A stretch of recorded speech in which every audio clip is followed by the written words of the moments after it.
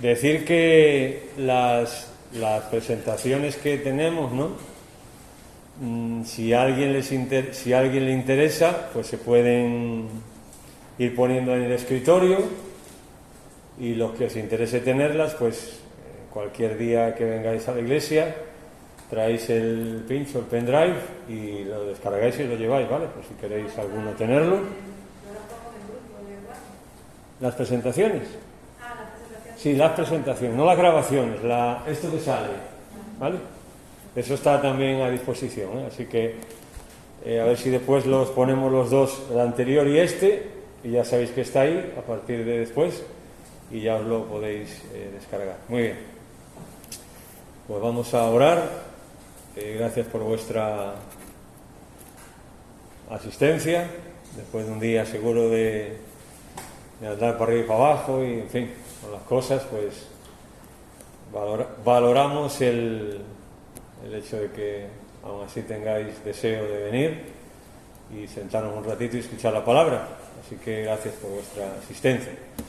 Muy bien, vamos a orar. Señor, gracias por este día, por la oportunidad que tenemos de abrir tu palabra y de considerar estas cosas que tan actuales para nosotros y que nos pueden ayudar también a saber cuál tiene que ser nuestra actitud también en este mundo y también frente a tu venida. Gracias por los que estamos aquí, los que están de camino, bendícelos también, y los que no están, pues también, Señor, pedimos una bendición para ellos, y quieras tú que hoy hayan podido también de alguna forma tener comunión contigo a través de la oración, de la lectura de la palabra, de algo que hayan hecho, y que también hayan recibido algo de ti en este día. Gracias por todo, en el nombre de Jesús. Amén. Muy bien, hay un texto en Apocalipsis capítulo 5 que vamos a leerlo. Apocalipsis.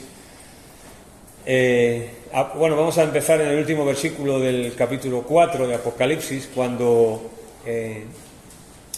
los seres vivientes que están alrededor del trono, están cantando, y dice el versículo 11 de Apocalipsis 4, lo que cantan es: Señor, digno eres de recibir la gloria y la honra y el poder, porque tú creaste todas las cosas y por tu voluntad existen y fueron creadas. Y vi en la mano derecha del que estaba sentado en el trono un libro escrito por dentro y por fuera, un rollo es, ¿no? Sellado con 7 sellos. Y vi a un ángel fuerte que pregonaba a gran voz: ¿quién es digno de abrir el libro y desatar sus sellos? Y ninguno, ni en el cielo, ni en la tierra, ni debajo de la tierra, podía abrir el libro, ni aún mirarlo. Y lloraba yo mucho porque no se había hallado a ninguno digno de abrir el libro, ni de leerlo, ni de mirarlo. Y uno de los ancianos me dijo: no llores, he aquí que el león de la tribu de Judá, la raíz de David, ha vencido para abrir el libro y desatar sus 7 sellos. Y miré y vi que en medio del trono de los 4 seres vivientes y en medio de los ancianos estaba en pie un cordero como inmolado, que tenía 7 cuernos y 7 ojos, los cuales son los 7 espíritus de Dios enviados por toda la tierra. Y vino y tomó el libro de la mano derecha del que estaba sentado en el trono. Y cuando hubo tomado el libro, los 4 seres vivientes y los 24 ancianos se postraron delante del cordero. Todos tenían arpas y copas de oro llenas de incienso, que son las oraciones de los santos, y cantaban un nuevo cántico, diciendo: digno eres de tomar el libro y de abrir sus sellos, porque tú fuiste inmolado y con tu sangre nos has redimido para Dios de todo linaje y lengua y pueblo y nación. Y nos has hecho para nuestro Dios reyes y sacerdotes, y reinaremos sobre la tierra. Y miré y oí la voz de muchos ángeles alrededor del trono y de los seres vivientes y de los ancianos, y su número era millones de millones, que decían a gran voz: el cordero que fue inmolado es digno de tomar el poder, las riquezas, la sabiduría, la fortaleza, la honra, la gloria y la alabanza. Y a todo lo creado que está en el cielo y sobre la tierra y debajo de la tierra y en el mar y todas las cosas que en ellos hay, oí decir: al que está sentado en el trono y al Cordero sea la alabanza, la honra, la gloria y el poder por los siglos de los siglos. Los 4 seres vivientes decían: amén. Y los 24 ancianos se postraron sobre sus rostros y adoraron al que vive por los siglos de los siglos. Amén.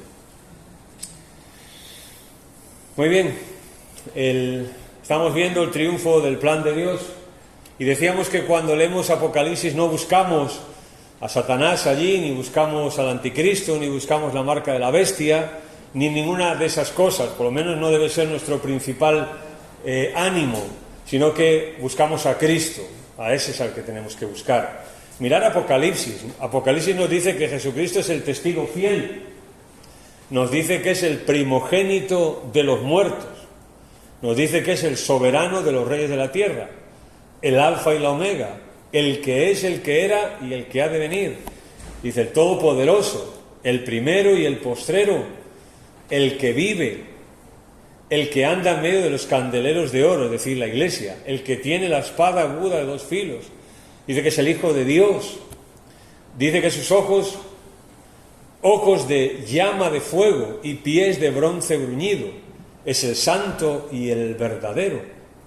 Es el que tiene la llave de David y nadie abre ni cierra, o cierra y nadie abre y nadie cierra. Es el amén, el testigo fiel y verdadero. Es el principio de la creación de Dios. Es el león de la tribu de Judá, la raíz de David, el Cordero de Dios.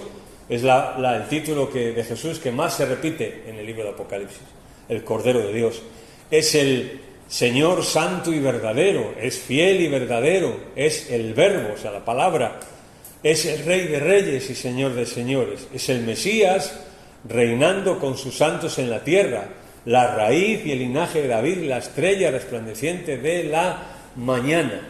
Mirad, estas cosas que vemos aquí, estas todas cosas, títulos de Jesús o descripciones de Jesús, muchos de ellos, o prácticamente la mayoría, tienen una raíz antiguo testamentaria también.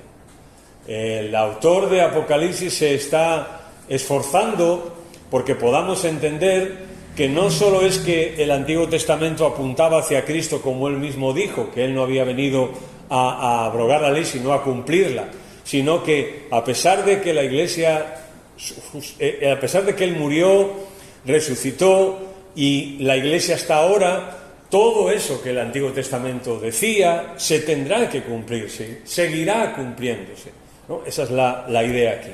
Bien, bueno, muchos buscan, sabemos, ¿no?, hoy el futuro en diversas formas, pues a través de las cartas, a través de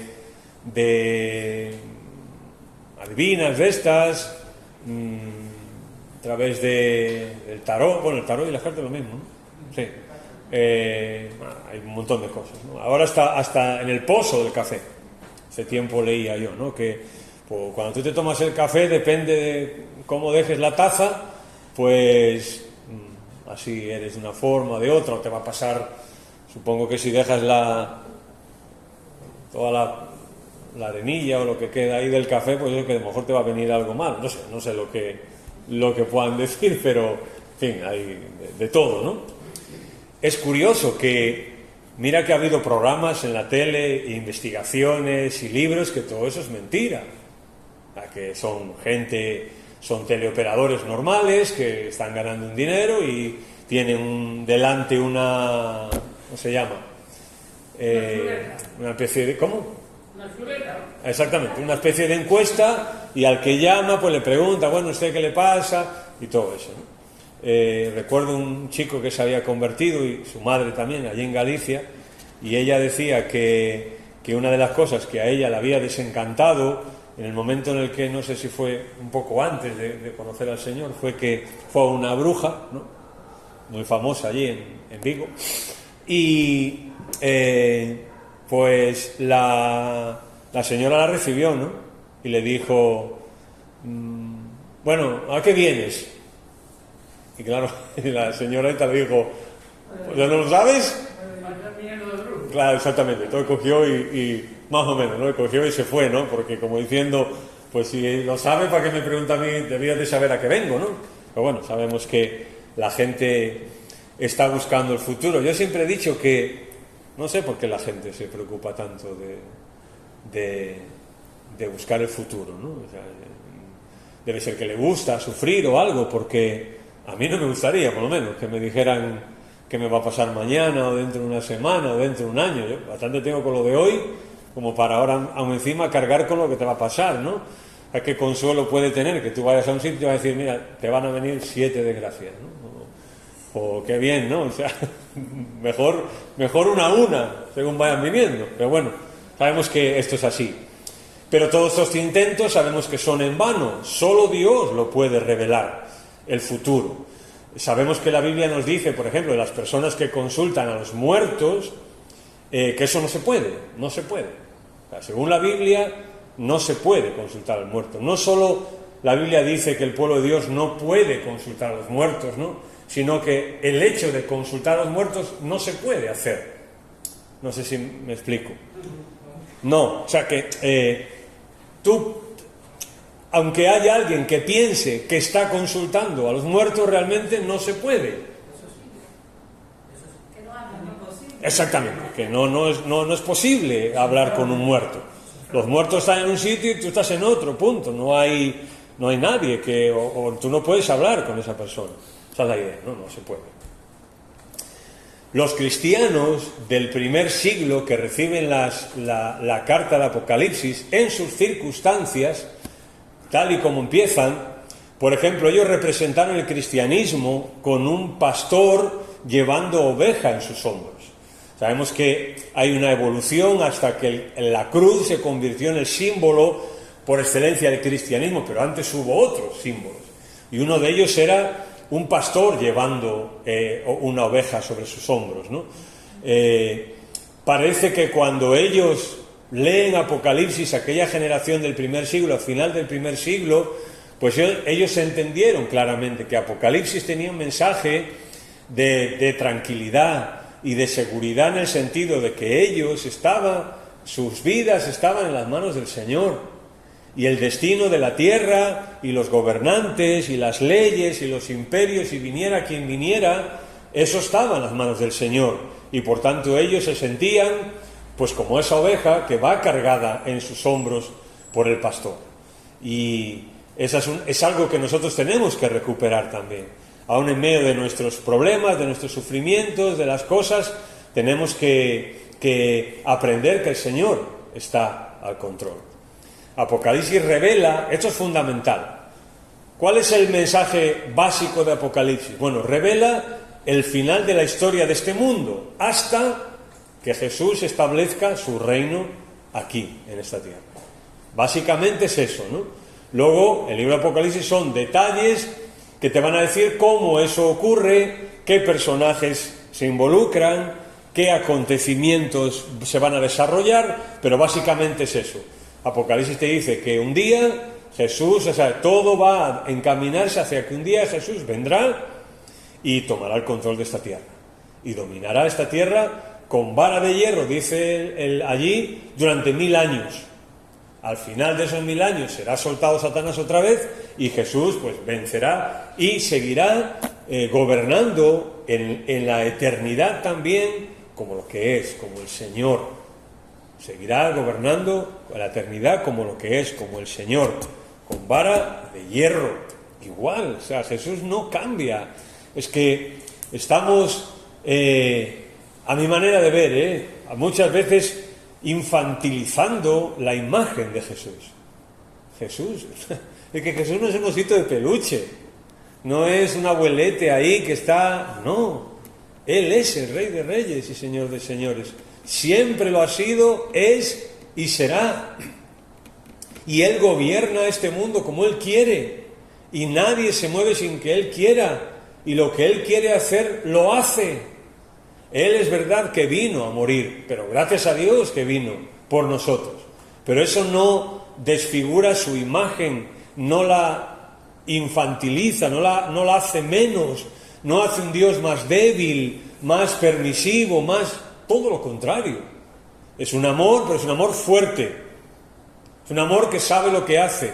Es un amor determinado, el amor del Señor. Y así va a ocurrir en Apocalipsis.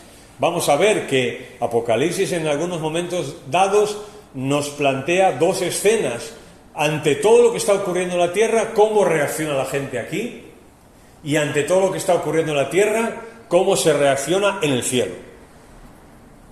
Y vamos a ver que cuando todo lo que va a ocurrir aquí esté sucediendo, la gente aquí va a pensar que Dios es un Dios tirano y malo y que no hace nada.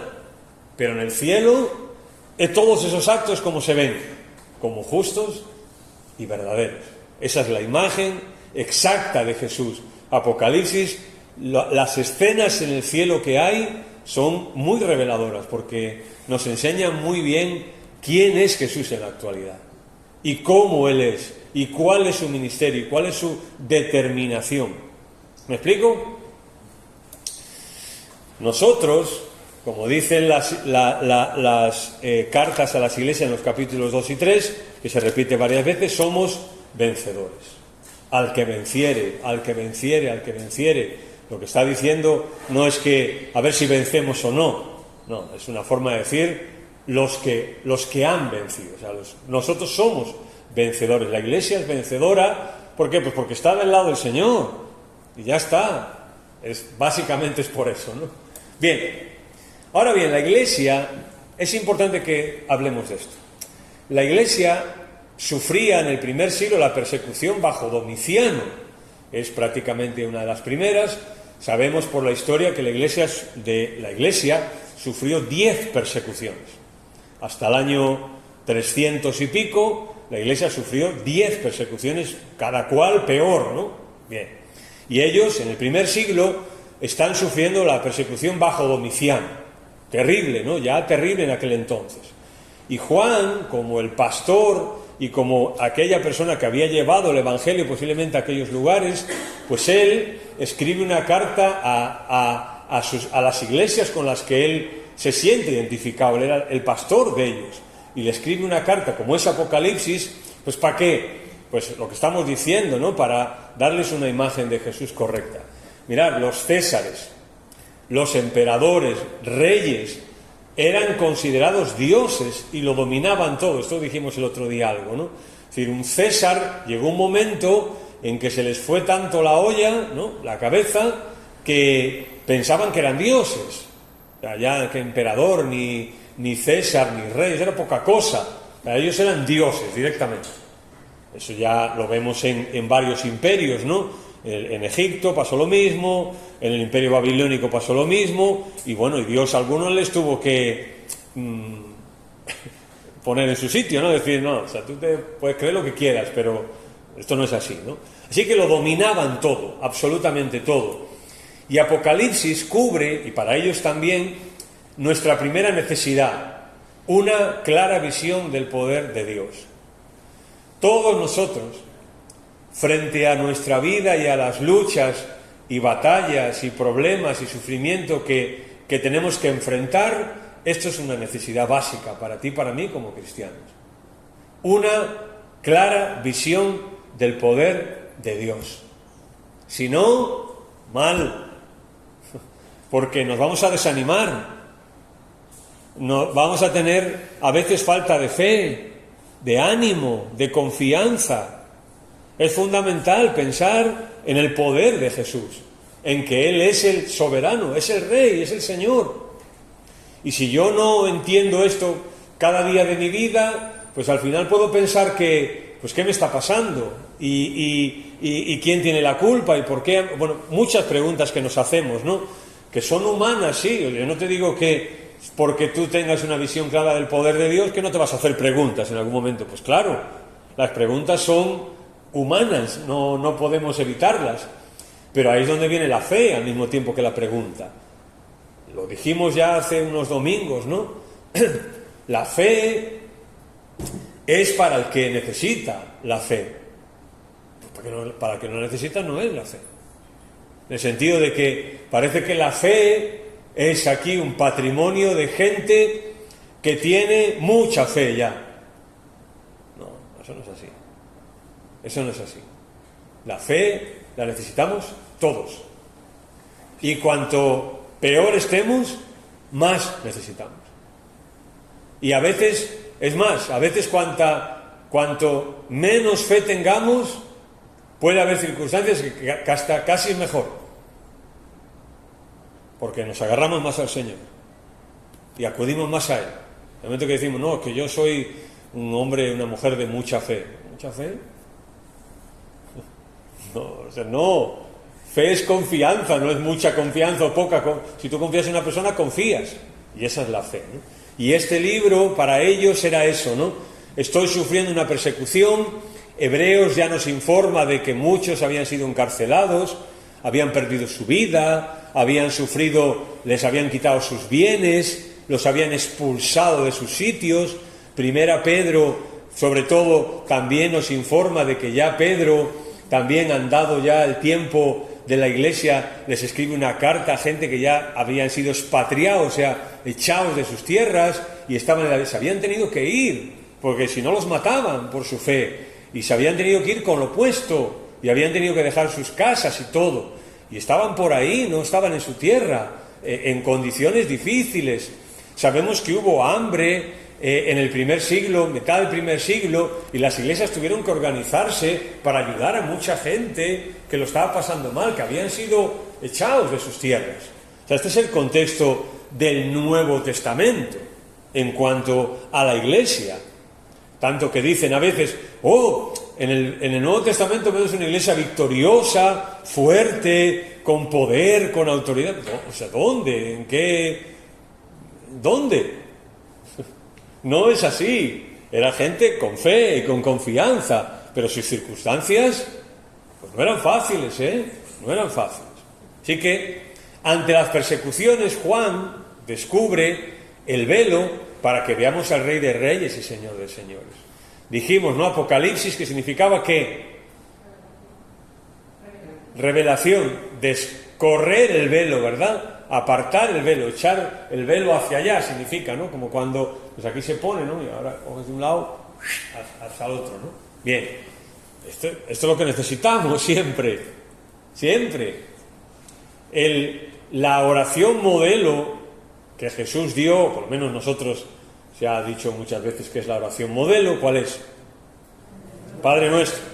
Y el Padre Nuestro, ¿cómo empieza? Bueno, Padre Nuestro, claro, pero que estás en los cielos. O sea, a donde empieza el Padre Nuestro es mirando hacia arriba. Así empieza el Padre Nuestro. Antes de ver el pan que necesito, el perdón que necesito, o perdonar a otros, etcétera, etcétera, o la obediencia, o buscar el reino de Dios, como habla el Padre Nuestro.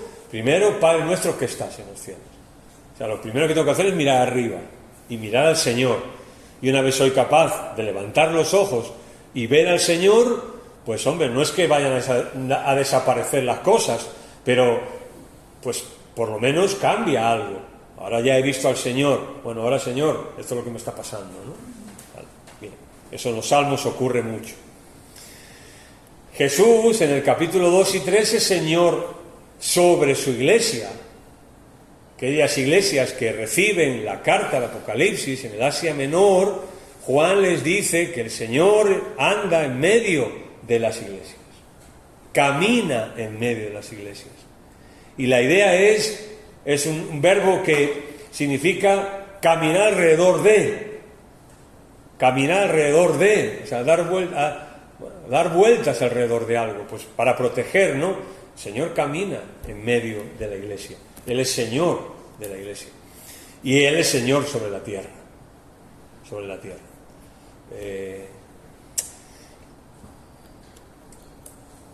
Mirad, Mateo, estos son los principales líderes de la iglesia, además de lo que ya hemos dicho. Mateo, el apóstol Mateo, murió en Etiopía, asesinado con una espada. Lo atravesaron con una espada, Mateo. La tradición cuenta esto.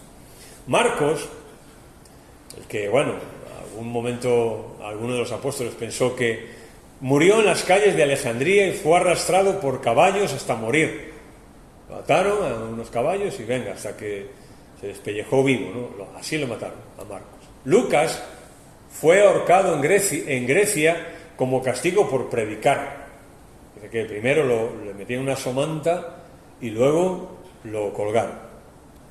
Pedro fue su decisión, tras una decisión personal suya, fue crucificado boca abajo. La tradición cuenta que él no quería que lo crucificaran igual que Jesús y murió boca abajo, cumpliendo las palabras de Jesús. Cuando le dijo, Jesús dice, y esto le dijo para decir de con qué muerte había de glorificar a Dios. Jacobo, el hijo de Zebedeo, fue decapitado junto a su verdugo. La tradición cuenta que este hombre, al verdugo que lo cuidaba y luego lo tenía que decapitar, por eso puesto junto a su verdugo, vio tal entereza en Jacob, tal fe en él, confianza en que su vida estaba en las manos del Señor y que él tenía que temerle no a los que podían matar el cuerpo, sino al Señor, que este hombre se entregó al Señor, también su verdugo. Y cuando llegaron allí para matar a Jacobo, este hombre públicamente tiró el hacha o lo que sea y dijo que él también creía en Jesús y que por tanto no iba a matarlo a él. Y los mataron a los dos. Bartolomé murió bajo azotes en Turquía, con látigos hasta que lo mataron.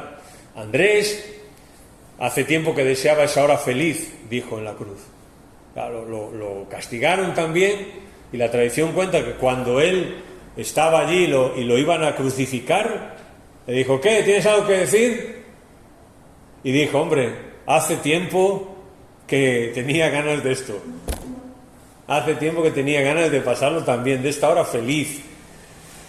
Esto es así, ¿eh? Tomás fue apuñalado con una lanza, bueno, apuñalado no sería, ¿cómo? Lanceado, bueno, le tiraron una lanza, en la India. Judas, el asesinado con flechas tras rechazar negar su fe en Cristo. Diría que la historia cuenta que le fueron preguntando si tal, y hasta que ya se murió. Matías, sucesor de Judas, fue apedreado y después decapitado. Pablo, la tradición cuenta que fue torturado y decapitado por Nerón. Juan, el apóstol Juan, fue hervido en una olla. Y la tradición dice que milagrosamente sobrevivió y lo exiliaron a Patmos. O sea, como ya, allí, ¿no? Imaginaros cómo quedó, una isla donde exiliaban a la gente. Juan, posiblemente las condiciones en las que quedó después de estar hervido en una olla no creo que sean muy buenas, y lo mandaron para allí. Y desde allí escribió Apocalipsis. O sea, todavía ahí el Señor lo usó. Bien, estos son la Iglesia y lo que estaba sufriendo la Iglesia en el primer siglo. Bien, ahora me gustaría que pensáramos en esto. Hay que contestar dos preguntas, pensando en la situación de la Iglesia en el primer siglo y cuando ellos reciben la carta de Apocalipsis. Dos preguntas básicas. Podríamos hacernos más, pero dos. ¿Cómo deben responder los cristianos a las situaciones políticas en el mundo? Hoy día, claro, sí, hoy día. ¿Cómo? Debemos tener sumisión, debemos tener aceptación de las cosas, debemos de enfrentarnos. ¿Cómo tenemos que responder? ¿Cómo responder ante una situación política? ¿Cuál debe ser nuestro compromiso en un país como el que vivimos políticamente? ¿O no tenemos que...? Una cosa es que hagamos separación de Iglesia-Estado, ¿verdad? Sabéis que a mí no no solemos hablar de política, pero una cosa es separación de Iglesia-Estado, que no todo el mundo entiende tampoco que tiene que haber separación, y hay países donde entienden que pueden implicarse como pueblo de Dios y decidir cosas, lo cual a mí me parece estupendo. Pero ¿cómo tenemos que nosotros participar? Lo que decíamos el otro día, ¿no? Aún votar. En medio de... Nosotros vivimos aquí en España, ¿no? Y sabemos los partidos que hay y los programas y todo. ¿Cómo tenemos que votar? ¿Cómo tiene que ser nuestra respuesta a esta situación política? A los programas políticos, a votar en conciencia. ¿Qué es votar en conciencia? Votar en conciencia siempre ha sido el que un cristiano tiene que leerse por lo menos los programas políticos y luego votar, pues al mejor, posiblemente no.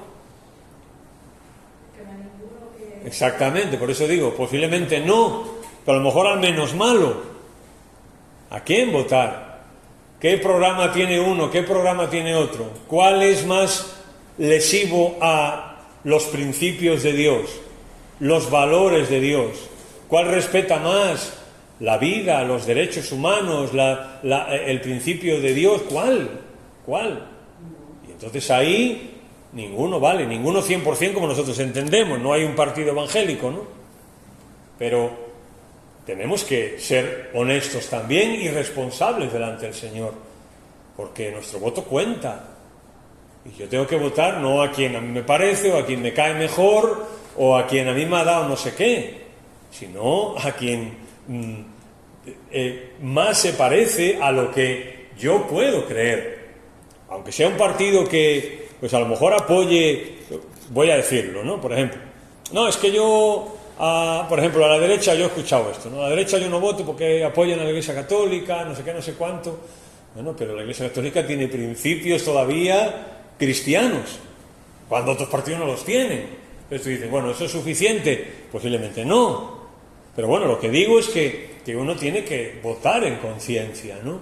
¿Cuál es pues preguntarse, ¿no? ¿A quién votaría? Si Jesús hoy votara, que entiendo que él ejercería su responsabilidad como un ciudadano, ¿a quién votaría?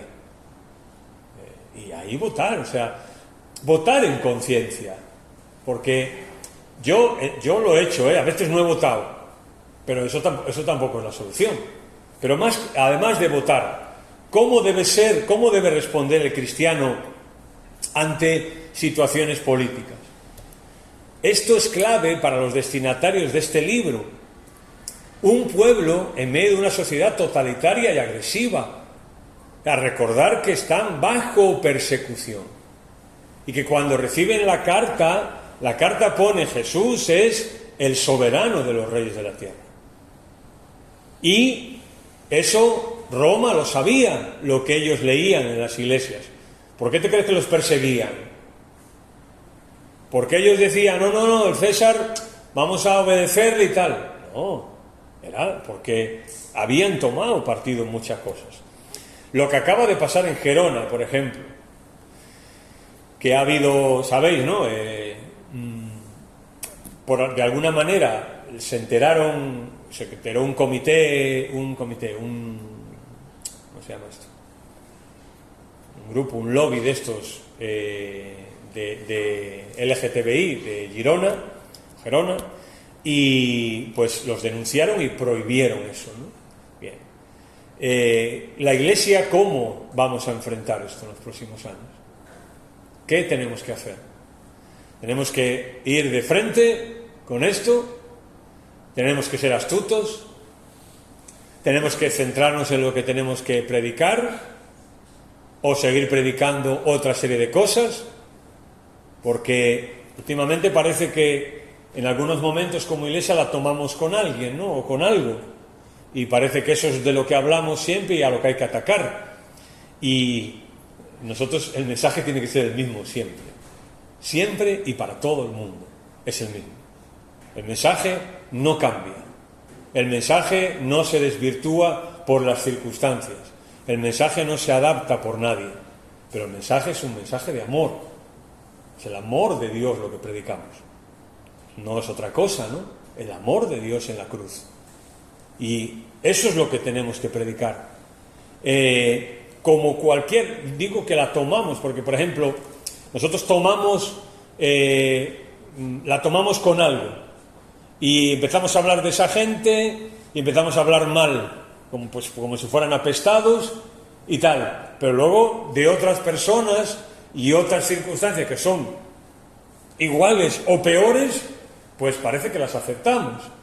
Y que entonces, bueno, pues una persona que haga tal cosa, no tenemos problema en hablarle del Señor, tal, no sé qué, no sé cuánto, bueno, vamos a hablar del Señor y después ya irá él cambiando su vida y el Señor transformándole, pero parece que con otras personas o otras prácticas parece que no, que ya los rechazamos, ¿no? No, ellos tienen que cambiar.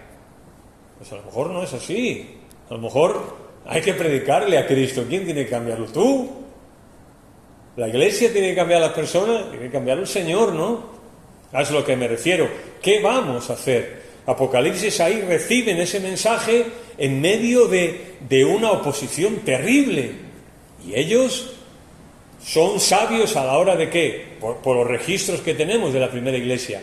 De cuando hay que enfrentar, pero hablar del Señor, del amor de Dios, predicar a Cristo. Ahora vamos a explicar algo más. Por ejemplo, Apocalipsis indirectamente nos habla de una persecución, pero se ocultan los detalles. No se nos narra cómo fueron perseguidos ellos.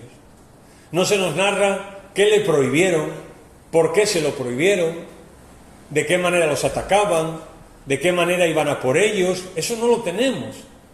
Lo que tenemos sí era que eran perseguidos y ellos dieron testimonio del Señor.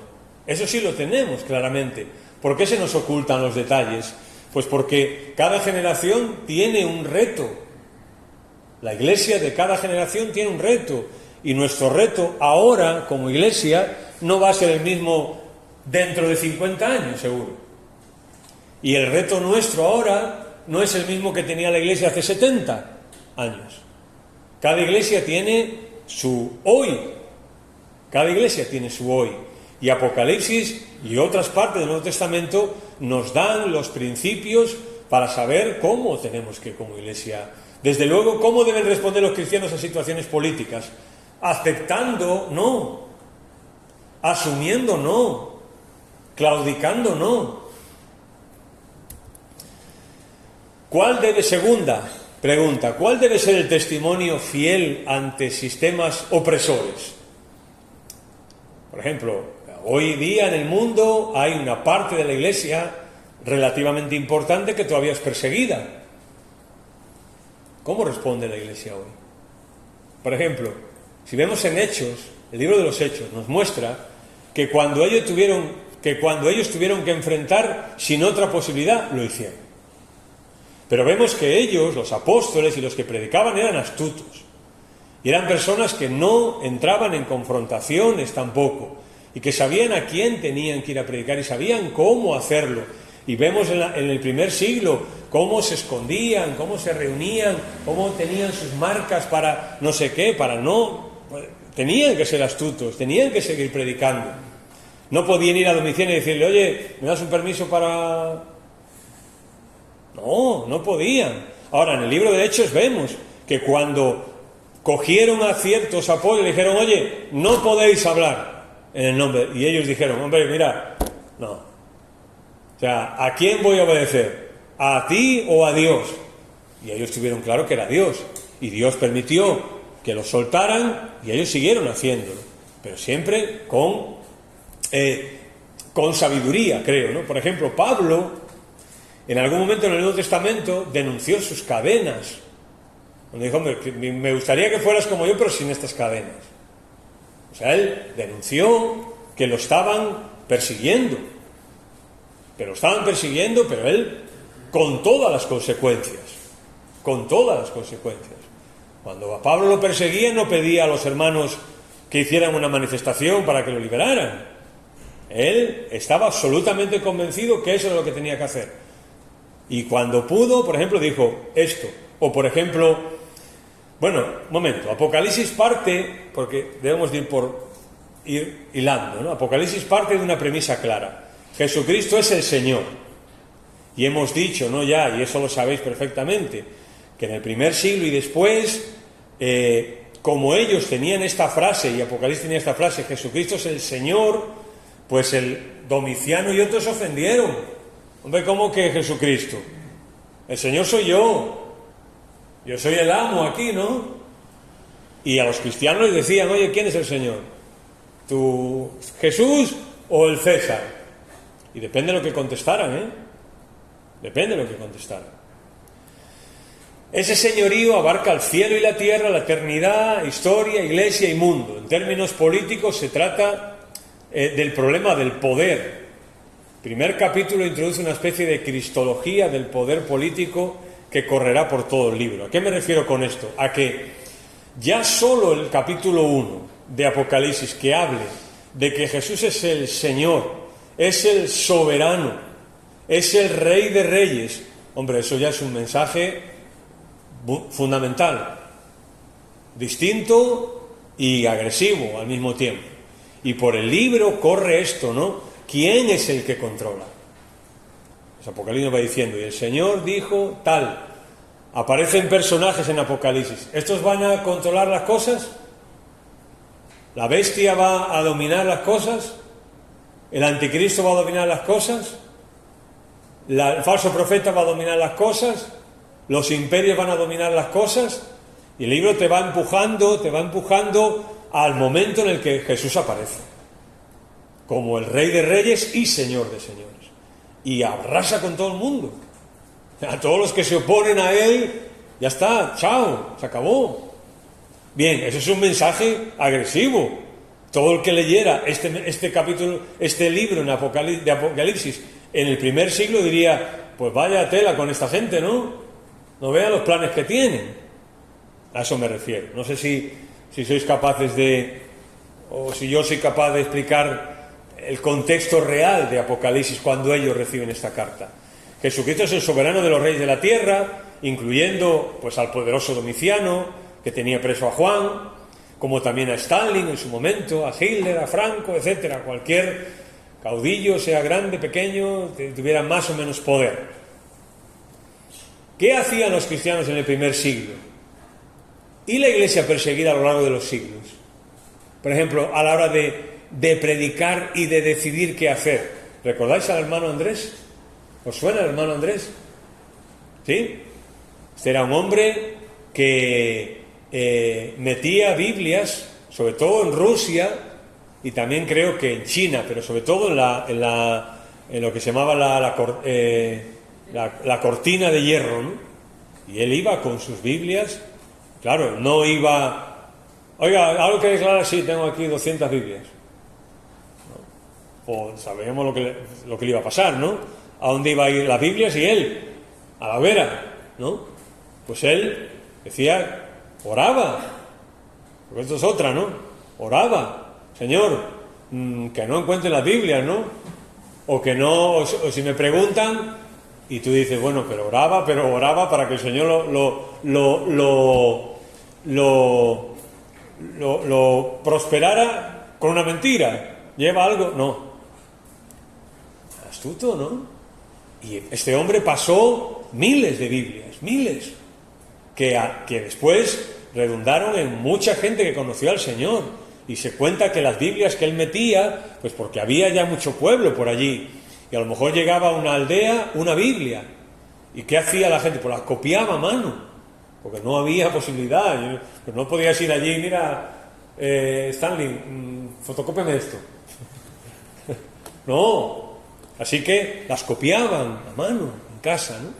Así que ante una opresión política, ante un imperio que no quiere que se haga algo, pues hubo gente que fue sabia, ¿no? Y en medio de su sabiduría fue a predicar. No se ponía en una plaza del pueblo a predicar en contra del comunismo, por ejemplo.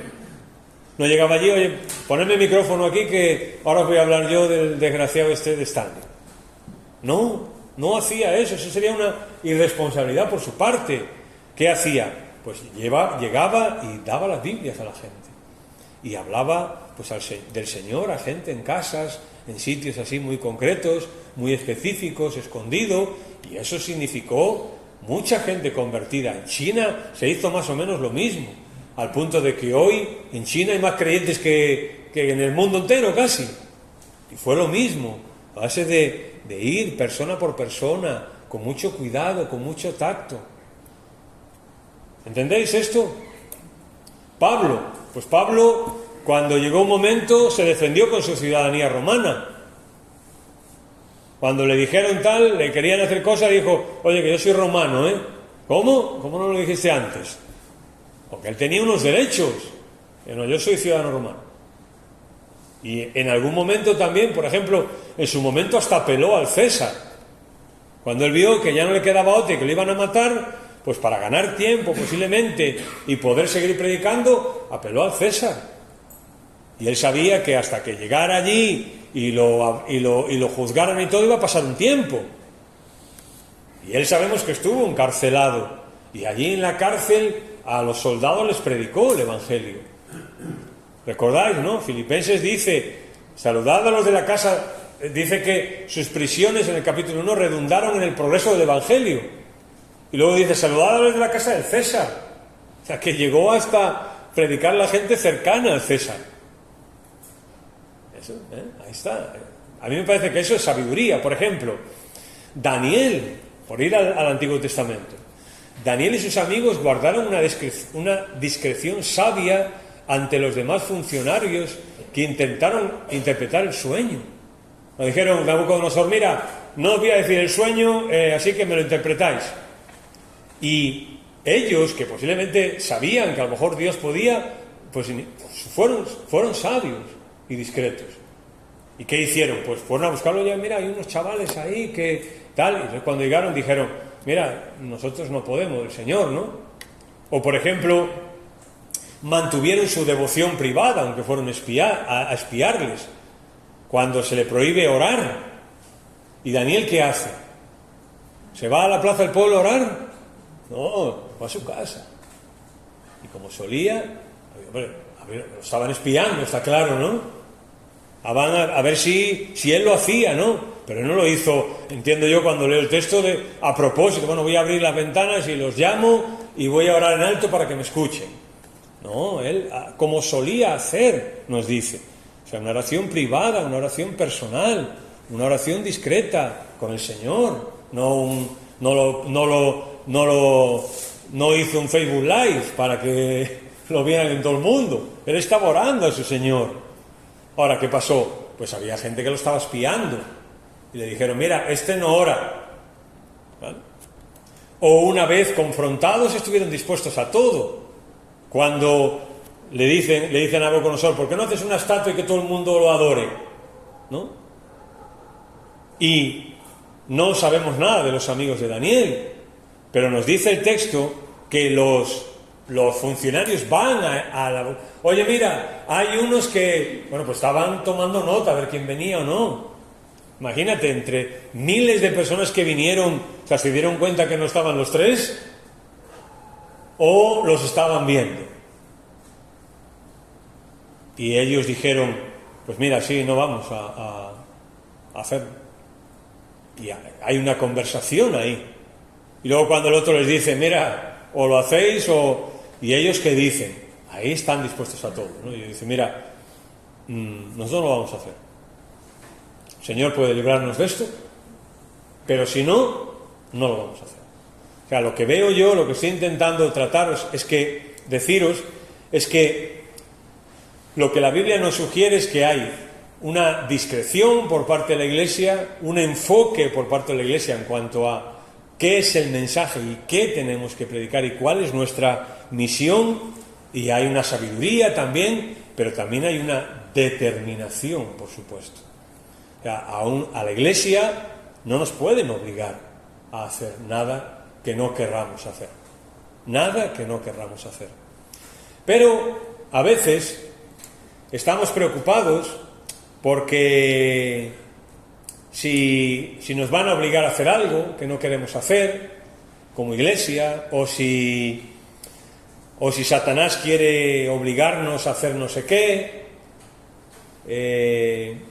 y Satanás quiere a través de los partidos o de los gobiernos controlar a la Iglesia e intentar estorbar a la Iglesia, y de eso nos preocupamos mucho.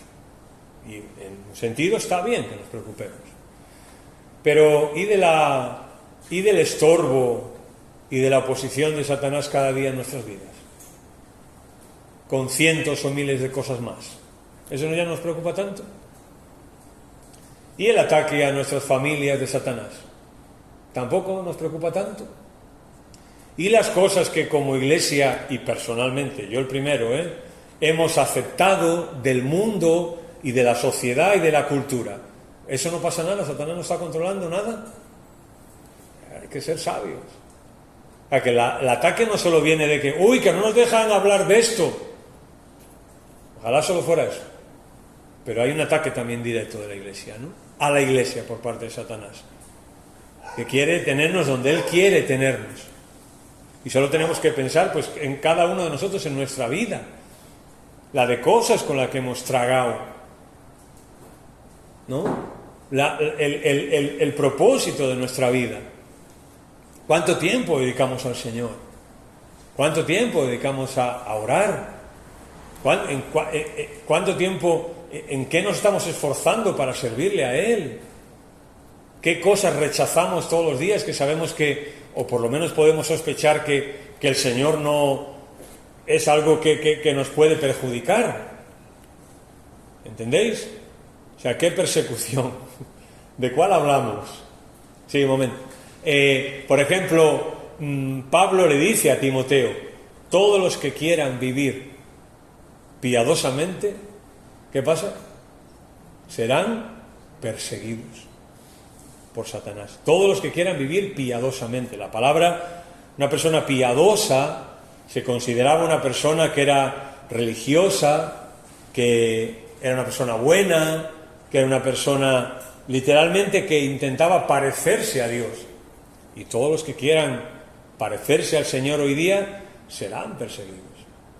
¿En qué nosotros notamos la oposición de Satanás en nuestras vidas, en nuestras familias, en la Iglesia? ¿Notamos esa confrontación o no la notamos? El Señor es el Señor de la Iglesia, pero hay otra serie de personajes que aparecen en Apocalipsis que van a querer controlar también la Iglesia. Sí, Pedro. Antonio, hace menos de 200 años yo conocí el pastor mío que era comportor. Sí. Yo ya lo tenía que conocer, ¿sabes cómo era? Comportor, ¿sabe lo que es, no? Eran personas que llevaban Biblias. Repartían la Biblia hace menos de 200 años, Sí. y la quemaban en las iglesias. Sí. Y empezaron a repartirla y luego, bueno, la Iglesia Católica no permitía la Biblia. Y eso pasó hace menos de 200 años en España. Sí. Yo creo, no sé si os lo conté, el otro día estaba hablando yo con Manuel después. Loida no vivía, hace 200 años.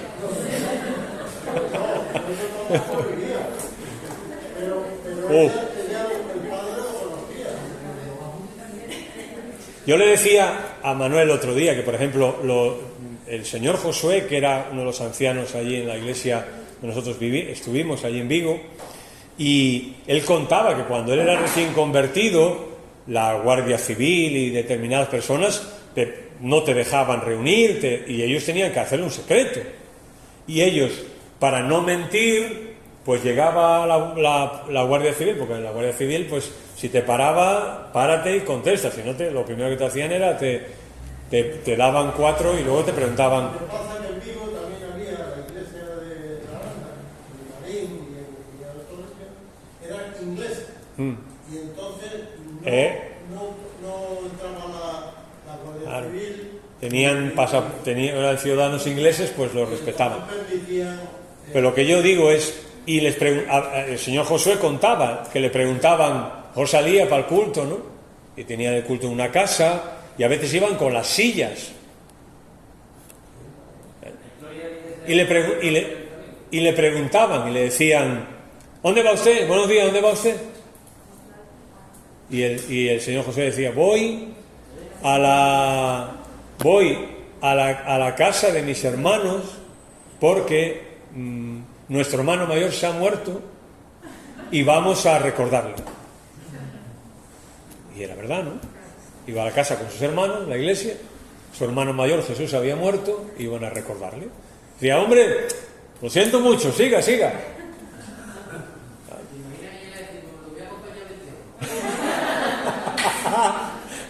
No creo que... Hombre, podía ser. Pero así, ¿no? Lo que estoy intentando decir es esto, ¿no? Que Apocalipsis, de alguna forma, nos introduce a la iglesia del Señor, que vive en un contexto hostil. Y reciben una carta donde les dicen, Jesús es el Señor, sigue siendo el Señor. Y esta tierra es suya, y Él domina todo, y lo va a dominar todo. Y al mismo tiempo ven el contraste con la... O sea, hay la persecución. De hecho, cuando la iglesia sea arrebatada y los juicios de la tribulación vengan sobre la tierra, esto es una suposición, bueno, algo que yo puedo ver, ¿no? Ya la iglesia se va con el Señor, arrebatada, pero el Evangelio sigue siendo predicado, como vamos a ver, los 144.000 y los 2 testigos, y gente se convierte, y entiendo que qué libro van a leer si están ahí, Apocalipsis, y en un momento dado la cámara en Apocalipsis se dirige hacia el cielo y ven y dice, ¿quiénes son estos? Dice, estos son los que han salido de la gran tribulación y han lavado sus ropas en la sangre del Cordero. O sea que lo que está claro es que la iglesia, las personas que se conviertan y que de alguna forma sean iglesia durante la gran tribulación, muchos serán asesinados por no someterse al anticristo y a todo su sistema y sus cosas. ¿Sí, Aurori?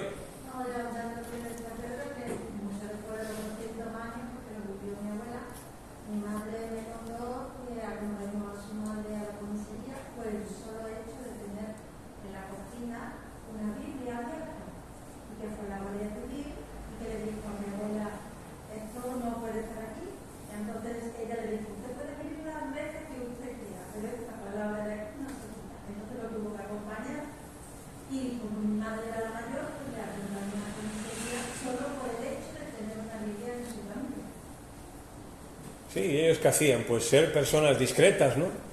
Gente discreta que intentaban usar la sabiduría, pero pues también determinados, ¿no? Bien. Vale, pues vamos a dejarlo aquí. No sabes por qué te decía eso, porque estaba hablando del primer siglo, del segundo siglo, y en España sí. Eso pasó hace 200 Sí, años. y hoy día, yo no sé, pero no sé exactamente cuánto porcentaje, porque lo leí no hace mucho tiempo.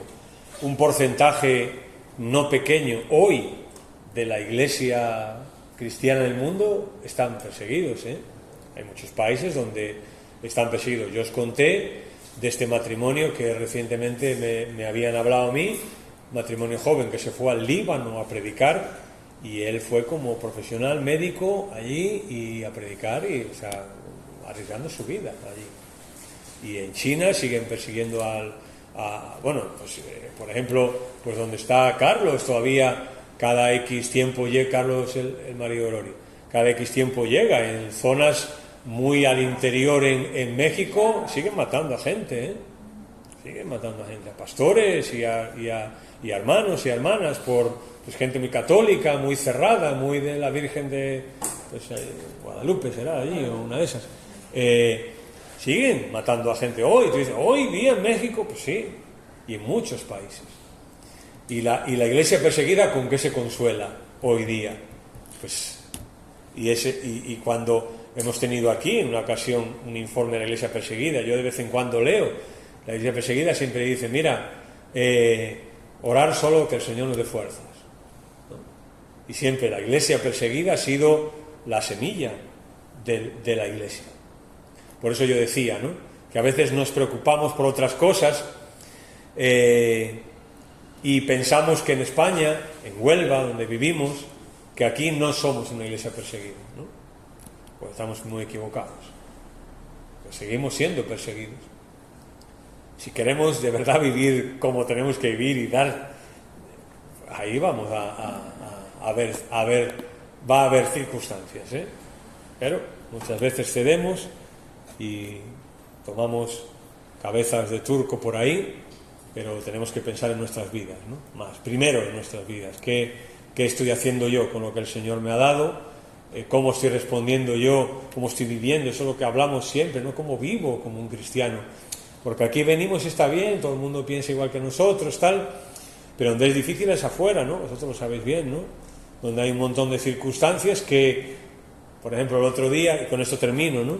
Fui hace 2 o 3 semanas, ¿no? A Camas, y Jonathan, que a veces ha ido de cocinero allí a los Naranjos, ¿no? Pues él tiene un hijo, Isaac, y él ha puesto una especie de restaurante, de bar, de comidas, un restaurante, pues. ¿Cómo se llama eso? Un bar, restaurante. Y él me decía, mira, porque lo abrió el bar en medio de la pandemia, ¿no? Y dice, cuesta, ¿no? Cuesta. Y dice, yo tengo aquí todos los días una tentación, decía él, ¿no? Y es que me vienen los proveedores, tal, todo el que le trae todo el material, ¿no? Bebida, comida, tal, y todos los días le preguntan lo mismo. ¿Sabéis lo que le preguntan, no? Sí. ¿Con factura o sin factura? Y él dice, pues es una tentación para mí, dice él, ¿no? Él dice, con factura. Y me decía, debo, al que le alquiló el local le debía 4 o 5 meses, dice, ahora solo debo 2. O sea, cuesta, ¿no? Y la sociedad nos empuja hacia otra cosa. Pero Apocalipsis, como dijimos y vamos a ver, ¿no? Nos compromete nos compromete en el lugar donde vivimos. Y eso es fundamental. Muy bien. Antonio, allí en Huelva, el evangelio lo trajo Tomás Acuña, menos de 100 años. Pero había evangelio en los ingleses. Sí. Y con los ingleses no predicaban a los españoles. Ellos vivían ahí en el gueto, ¿no? No, vivían sí, ahí, en el barrio obrero. Tenían un gueto, ¿no? ¿Dónde vivían ellos? Y tenían una iglesia evangélica. Ahí tenían una iglesia. Pero predicaban en inglés. Ahí sí, era para el pueblo, pero la que tenía era... Era la otra, sí, la que... Sí. Bueno, en Río Tinto también tenían ahí una iglesia. Pero bueno, de todas maneras, España, otros países, otros misioneros, ¿no? Pero España, en cuanto al Evangelio, pues tenemos que agradecerle a los ingleses, ¿no? Porque en muchos sitios vinieron y eran gente comprometida, y lo que decía Pedro, eran abogados, algunos, médicos, y tenían una posición, y toda la Guardia Civil y el gobierno se atrevía, porque eran ingleses, ¿no? Y por ahí ellos pudieron ayudar a mucha gente, y bueno, pues el Señor los usó, claro.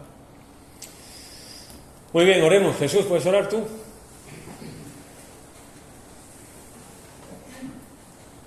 Señor, muchas gracias por tu palabra, Señor, y es verdad que tú siempre eres fiel en todas las cosas, Señor, y nosotros sí reconocemos que te fallamos demasiado, Señor. Pero muchas gracias, porque también podemos decir que hasta aquí, Señor, tú nos sigues ayudando, Señor, nos sigues manteniendo. Y como decía Antonio, Señor, el diablo está ahí. Lo sabemos, Señor. Y también sabemos que se conforma con quitarnos muchas bendiciones, que sea nada más que nosotros lo es. Estaba de a ver de qué forma destrozando nuestra vida y nuestra fe, Señor. Pero muchas gracias, Señor, porque tú sigues siendo fiel, Señor, en todas las cosas, Señor. Gracias también porque estamos en un país que bueno, que afortunadamente se puede todavía predicar y hacer muchas cosas. También yo le digo, Señor, por otros hermanos nuestros que tienen que pagar, Señor, con su vida, por el simple hecho, Señor, de decir que son hijos tuyos, Señor. Así que cuídanos también a ellos, cuídanos a nosotros, Señor. Gracias, como te decíamos,